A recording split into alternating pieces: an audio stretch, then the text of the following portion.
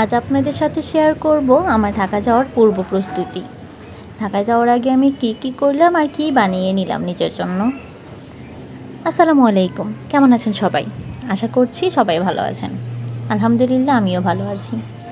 কাল সকাল 7:40 আমার ট্রেন। আমি না, সাথে থাকবে আমার হাজব্যান্ড। তো আজ হঠাৎ করে কেকের অর্ডার চলে আসলো। সেই ছিল আমার ফ্রেন্ড। কেকটা আরও 2-1 দিন পরে সে নিতে পারতো, কিন্তু আমি তো থাকবো না, যার জন্য আজকেই বানিয়ে পাঠিয়ে দেওয়া হবে। তো এর জন্য মার্কেটে চলে গেলাম। আর গিয়ে আমি একটি অরেঞ্জ কিনে আনলাম। কেকটি অরেঞ্জ ফ্লেভারে হবে। এসেই অরেঞ্জের খোসাটা গ্রেট করে নিয়েছি আর জুসটাও বের করে নিয়েছি। এই তো কেক মোটামুটি রেডি করছি। আর এর সাথে বানিয়ে নিব অরেঞ্জের একটি ছোট্ট বেন্টো কেক আমার হাজব্যান্ডের জন্য। আর আমার জন্য বানাবো একটি চকলেট কেক।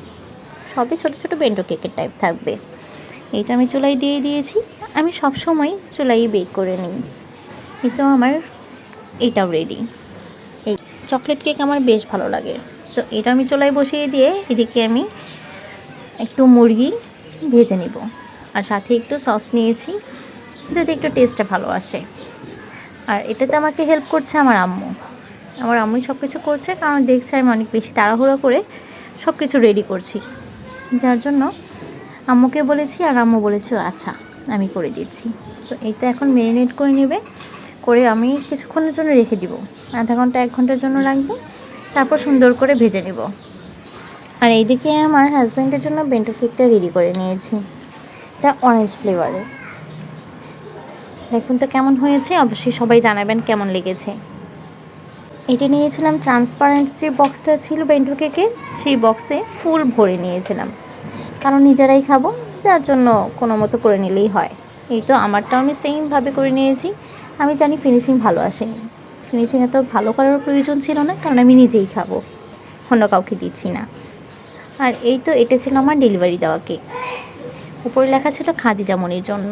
আমার ফ্রেন্ডের যে মেয়ে ছিল, পিচি বাবুটা, তার নাম ছিল খাদিজা। তো কেকটা কেমন লেগেছে সবাই আমাকে জানাবেন। খুব তাড়াহুড়া করে কেকটা রেডি করেছি সন্ধ্যার মধ্যে। কেকটা রেডি করে পাঠিয়ে দেই। আর এদিকে আমি আমার মুরগিগুলো ভেজে নিয়ে এখন একটু বেশি করে সস দিয়ে ভেজে নেব, যেন একটু জুসি জুসি ভাব থাকে। নয়তো একদম শুকনো যে জিনিসটা আমার খেতে মোটেও ভালো লাগে না।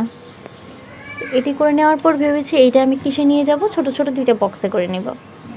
আর এই ছোট বক্সটা হচ্ছে আমার যে কাপ কেক বানানোর বক্সটা থাকে, সেই বক্স। 2টা বক্স হয়ে ভালোই হয়েছে। একটা আমার হাজব্যান্ডের আর একটা থাকবে আমার। আর এগুলো নিয়েছি আমি ট্রেনে খাবো বলে, কারণ ট্রেনে বাইরের খাবার আমার হাজব্যান্ড একদমই পছন্দ করে না, যার জন্য ঘরোয়াভাবে এইসব বানিয়ে নেওয়া। তো আজকে এই পর্যন্তই। আল্লাহ হাফিজ।